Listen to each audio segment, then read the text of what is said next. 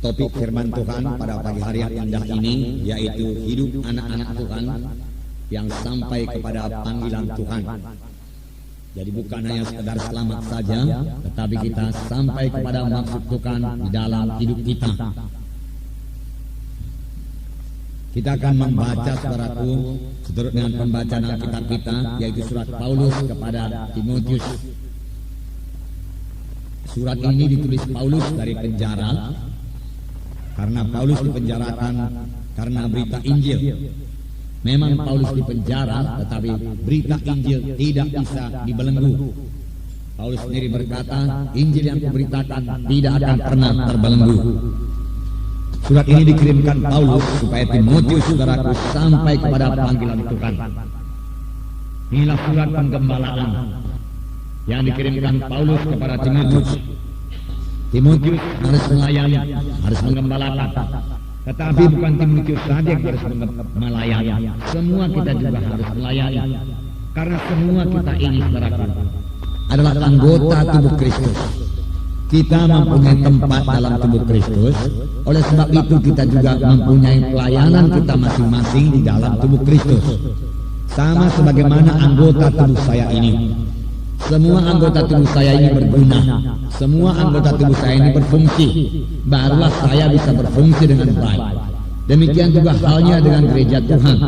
Gereja Tuhan dapat berfungsi dengan baik kalau semua anggota tubuh Kristus atau anggota gereja itu berfungsi dengan baik. Masing-masing berusaha supaya mereka sampai kepada panggilannya. Belum sempurna, saudaraku, tetapi saudaraku, tiap-tiap hari dibentuk Tuhan, bertambah hari bertambah sempurna, bertambah hari bertambah dewasa. Dan maksud surat Paulus, saudaraku, kepada Timotius ini ialah supaya Timotius tahu bagaimana mengerjakan pekerjaan Tuhan, apa yang harus diperbuat oleh Timotius, bagaimana Timotius harus hidup, bagaimana Timotius harus menjadi teladan dan contoh yang baik kepada jiwa-jiwa. Walaupun Timotius masih muda, saudaraku, Tuhan mau memakai Timotius. Demikian juga kita, saudaraku, walaupun kita masih muda, kita dapat menjadi teladan kepada seluruh sidang jemaat, saudaraku. Nah, kita akan membaca dari 2 Timotius pasal 2 seturut dengan pembacaan Alkitab kita. 2 Timotius pasal 2 ayat 8 sampai 13, kemudian ayat 20 sampai 22. Kita membaca bersama-sama. Ingatlah ini, Yesus Kristus yang telah bangkit dari antara orang mati, yang telah dilahirkan sebagai keturunan Daud, itulah yang kuberitakan dalam Injilku. Karena pemberitaan Injil inilah aku menderita, malah dibelenggu seperti seorang penjahat. Tetapi firman Allah tidak terbelenggu. Karena itu aku sabar menanggung semuanya itu bagi orang pilihan Allah, supaya mereka juga mendapat keselamatan dalam Kristus Yesus dengan kemuliaan yang kekal. Benarlah perkataan ini, jika kita mati dengan Dia, kita pun akan hidup dengan Dia. Jika kita bertekun, kita pun akan memerintah dengan Dia. Jika kita menyangkal Dia, Dia pun akan menyangkal kita. Jika kita tidak setia, Dia tetap setia, karena Dia tidak dapat menyangkal dirinya. Ayat 20. Dalam rumah yang besar bukan hanya terdapat perabot dari emas dan perak, melainkan juga dari kayu dan tanah. Yang pertama dipakai untuk maksud yang mulia, dan yang terakhir untuk maksud yang kurang mulia. Jika seorang menyucikan dirinya dari hal-hal yang jahat, ia akan menjadi perabot rumah untuk maksud yang mulia. Ia dikuduskan, dipandang layak untuk dipakai tuannya, dan disediakan untuk setiap pekerjaan yang mulia. Sebab itu jauhilah nafsu orang muda, kejarlah keadilan, kesetiaan, kasih dan damai bersama-sama dengan mereka yang berseru kepada Tuhan dengan hati yang murni. Nah, di sini diterangkan supaya Timotius berhasil dalam panggilan Tuhan. Timotius juga harus mencek beritanya. Paulus mengatakan bahwasanya berita yang dibawa Paulus adalah berita Injil. Apakah berita Injil itu? Berita Injil itu yaitu berita tentang Yesus.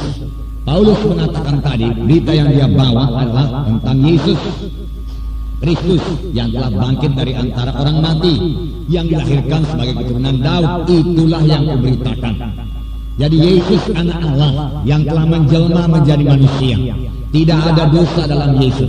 Tetapi semua dosa manusia ini dipikulkan kepada Tuhan Yesus. Itulah sebabnya Yesus disalib karena kita.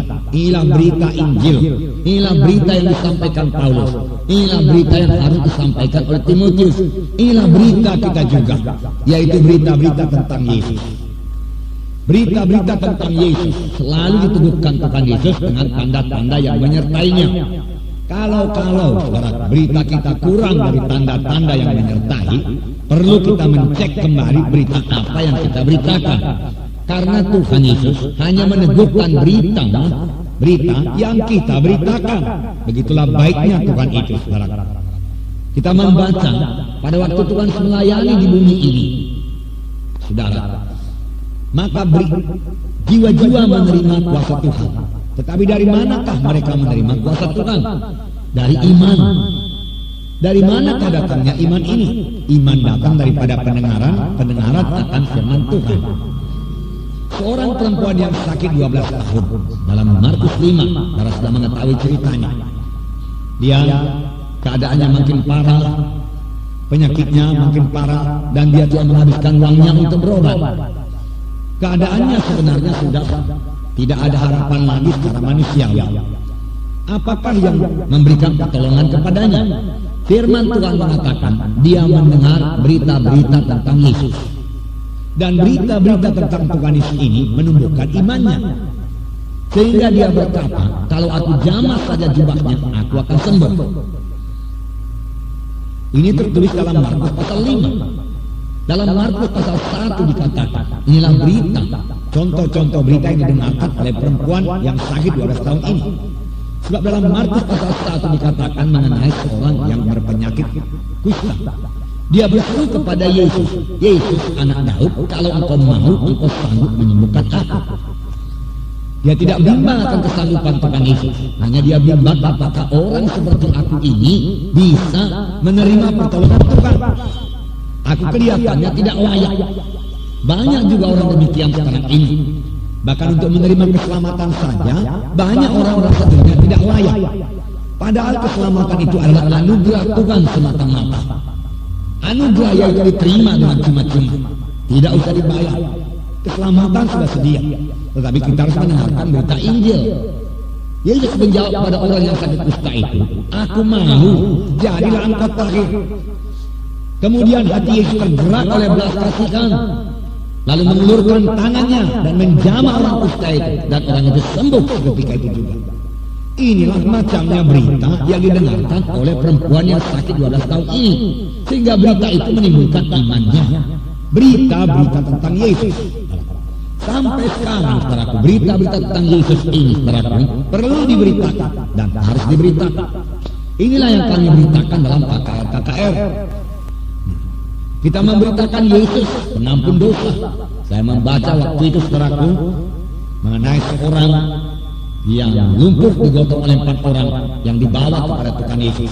Pada waktu itu Tuhan Yesus lagi mengajar di dalam sebuah rumah di Kapernaum. Tetapi karena mereka tidak dapat menghampiri Yesus karena orang banyak itu, mereka tidak menyerah. Mereka mengatasi halangan-halangan. Sekarang ini juga kita perlu mengatasi halangan-halangan. Kalau kita mau bertemu dengan Tuhan Yesus. Halangan-halangan ini kebanyakan datang dari setan. Dia tidak mau pulang. Dia percaya kalau dia bertemu dengan Tuhan Yesus, sesuatu pasti terjadi. Nah, inilah berita tentang Yesus yang diberitakan Paulus, yang harus diberitakan Timotius, yang harus kita beritakan juga.